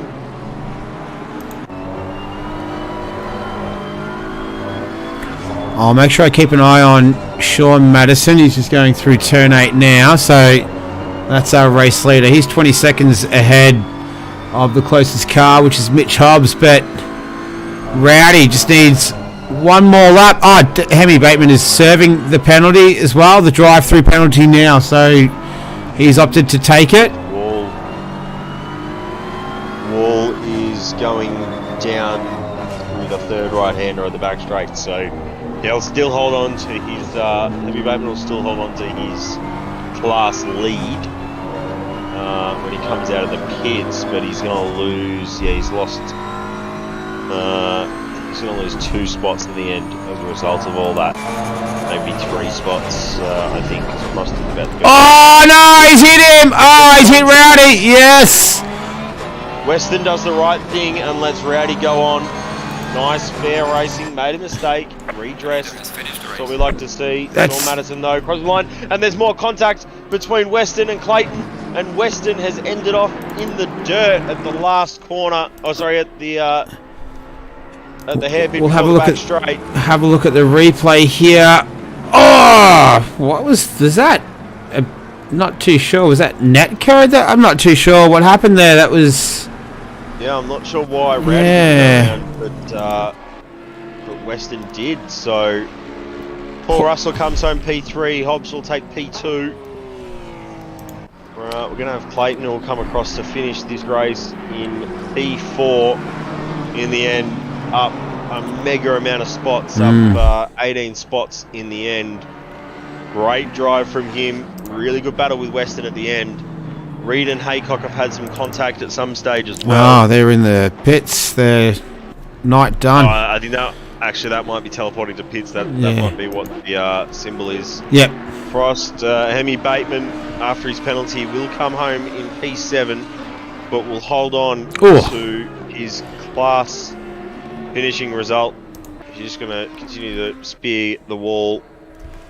Talking about Wall will come home in P2 in silver class, P8, and he'll be the last of our finishers this evening in what was an enthralling race, an absolutely incredible display of racecraft and pace, especially from that man Sean Madison. He finishing, was 20.5 seconds clear of Hobbs. Over 63 laps. That's a pretty decent haul. Yeah, a class drive from Sean Madison tonight. He was a class above, and a commanding win. A lights to flag victory for him.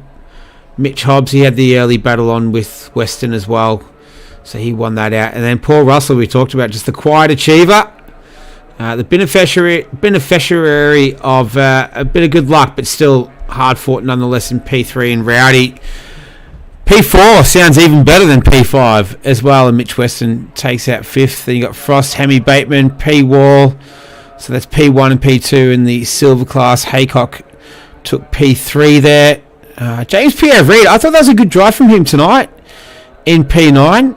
He had some good scraps out there earlier as well in the in the Ferrari. Latanzio, D-Man, P. Oliver, obviously had the issue early on. Peter Mack, Masterson, and then you've got the AM drivers, Cryotheos in P1 for AM, J Mack in P2, and Herbertron there in P3 there. Rounding out the bottom, and it was Mark Hurley and Scotland there in P19, P20. So we lost the Parsons brothers, but that's round 5 in the books. That was a lot of fun, Tom. That was a good race. I enjoyed that. Absolutely, it was. It was enthralling from start to end. Kept us guessing all the way through, and yeah, some good performances all around. Hemi Bateman was my standout, not in pro class. What can I call it? The non-pro class standout. Let's go with that. Hard to argue. Yeah, considering you served that late race, late drive-through penalty as well. Yeah, it was holding P4 for quite a while, but yeah, ripper drive from Clayton to come back to P4 after starting at the back of the grid. Storm through. Well, speaking of next week, we're at Suzuka. So round 6 will kick us off at the famed circuit in Japan. As you can see, we're at the second half of the season there. So we've gone through the first 5. We've got 5 more to go. and we've got Suzuka next week. So looking forward to that. We'll try to next week. I will try to, because it's my responsibility, get the stream up on time on the right channel. I got closer tonight. Hopefully next week, third time's a charm, and everything can go nice and smoothly. But until then, once again, Tom, thank you very much. Insightful as always, and rather enjoyable from my end over here as well. That's good to hear, mate. Yeah, no, I very much enjoyed commentating with you once again, and I will see you, and I will see chat and all the viewers, either post or current, or who are watching this on a replay. It will be graced with my voice next week. Awesome. Well, until then, my name's Nick. I've been joined by Tom.